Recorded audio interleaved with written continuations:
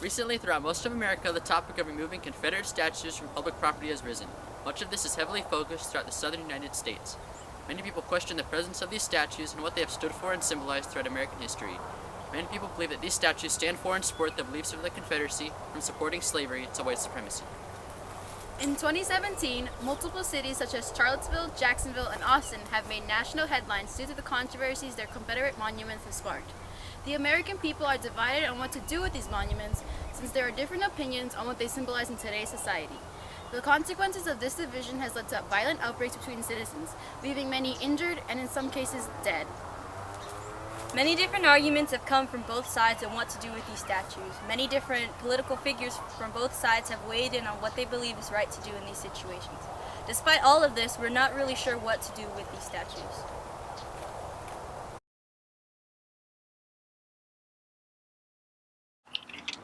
Throughout American history, there's been much debate over the Confederacy and its stance on slavery. Today, I am standing about an hour and a half south of Phoenix, near the battle site of Picacho, which is identified by the large landmark in the background. This was a brief battle between the Union and Confederate soldiers during the American Civil War. There were only 23 soldiers fighting and 11 deaths. The Confederacy was first formed in February of 1861 with 7 states including Alabama, Florida, Georgia, Louisiana, Mississippi, South Carolina, and Texas. Eventually, 4 more states joined the Confederacy, including Arkansas, North Carolina, Tennessee, and Virginia. The main reasons the Confederacy formed were to preserve slavery and states' rights in addition to white liberty. As more people started to support these beliefs, the Confederacy was founded by Confederate President Jefferson Davis and Vice President Alexander Stephens. The Confederate capital was initially located in Montgomery, Alabama, from when it was initially formed until May of 1861.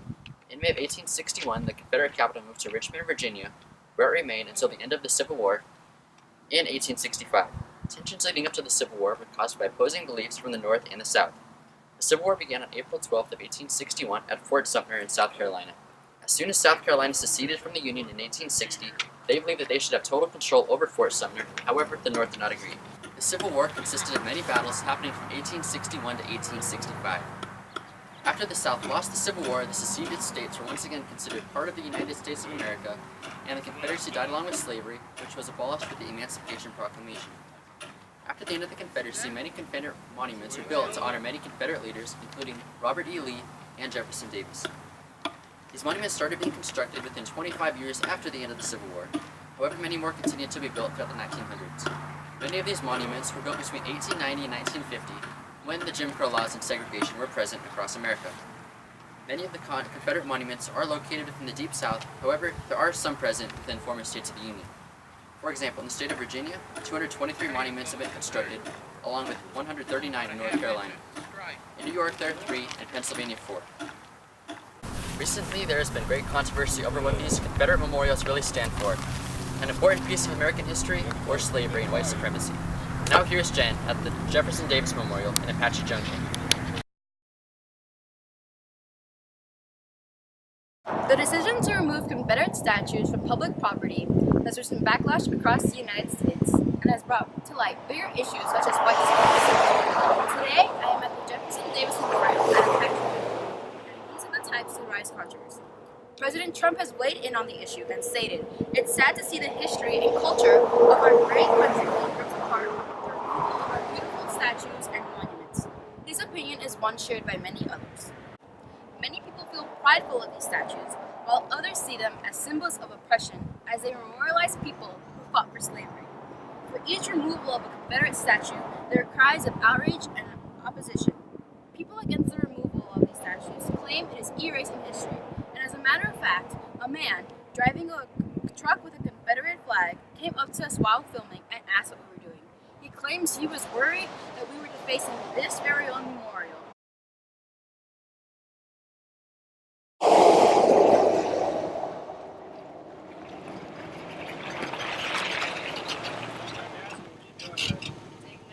Oh, we're doing a documentary for our class. We got a lot of We're not. Oh, no, there's Don't video. want to go to jail. well, you can tell the last thing they got was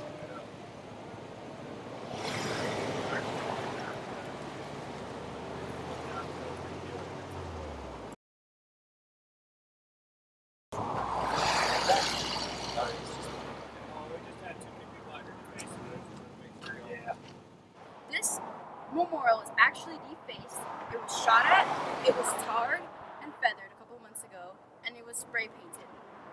These are the type of actions to gain media attention. Cities such as Dallas, Richmond, and Charlottesville have made national headlines due to their monuments. Their monuments have sparked debate across the United States. What to do with them? Well, the citizens of America have their own opinion, and they've acted out on them. An example of this occurred on August 11th at the University of Virginia. Opposers for the removal of the Confederate statue of General Robert E. Lee came together and created Unite the Right rally. The next day, due to the extensive media coverage, counter-protesters came out and clashed with the white supremacists. White supremacists shouted, "White lives matter, you will not replace us." While the protesters shouted, "No cops, no KKK, no fascists."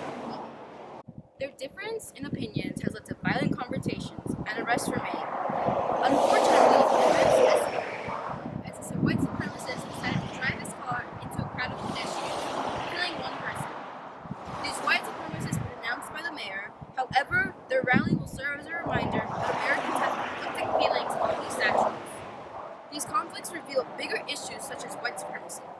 Many say that America needs to deal with its past and address the heinous parts of its history to avoid such events as the Unite the Right rally. Now, here's Laura at Picacho Peak to explain the debate over these controversies.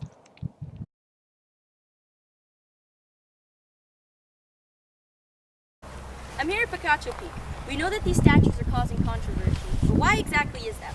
Some people believe that they should be taken down. People like Professor Kirk Savage believe that many of these statues glorify the actual happenings. Many ask, why do we have so many statues to commemorate important Confederate icons if they had lost the Civil War? Professor Kirk Savage believes that the Daughters of Confederacy, the group that erected many of the Confederate statues you see today, had a systematic plan when placing these statues, to place them during controversial times during the Civil Rights Movement. In Charlottesville, the most famous statue of General Robert E. Lee was built 60 years after the Civil War had ended. This statue depicts Lee riding his horse Traveler. Coincidentally, the Racial Integrity Act of 1924 was passed that same year in Virginia. This act prohibited interracial relationships. Many others bring up the point of why do we glorify the Confederacy if they had tried to secede from the Union, a treasonous act. This is an undeniable action, as former Supreme Justice Anton Scalia said in a letter that he wrote, "If there's any constitutional issue resolved by the Civil War, it is that there is no right to secede. Hence, in the Pledge of Allegiance, one nation, indivisible."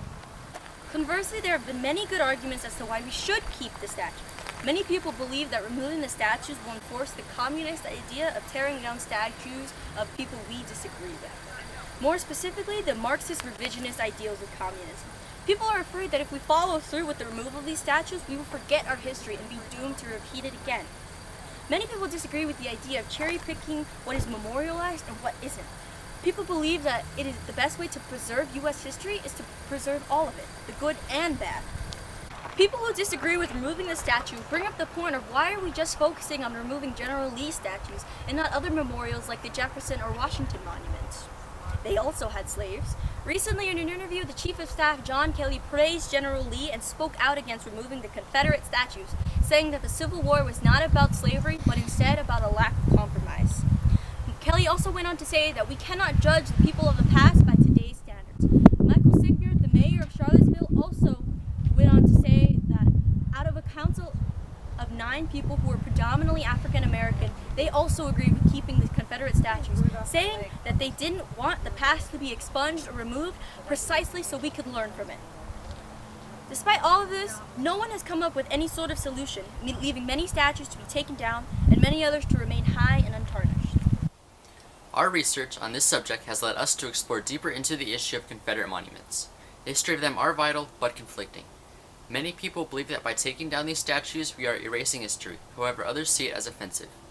Regardless, there is an issue about these statues, and a solution is being searched for. It is up to the American people to ultimately come together and decide what to do with these statues.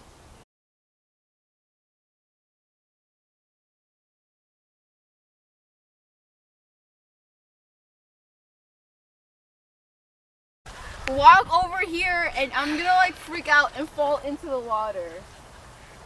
Jen, they're ducks. They're ducks. Many people question what these Confederate statues stand for. We're trying to film. Shut up. Dad, come down here. Oh my god. It was a brief battle between the Union battleside of Picacho, which the Confederacy, including Arkansas, North Carolina, Tennessee, and Virginia. We know that these statues. It's all your fault. Had a systematic plan to place the statues. During what? The statue of General Robert E. Lee depicts Lee standing high. He's not standing, he's riding his horse. On Kelly, alright. People who disagree with removing the statues bring up the point of. Dude, everybody keeps giving us these dirty looks. I'm so scared. Oh, don't tell me he came back. Did No, he come no, back? No. After we're recording. Ah! Many. The history of the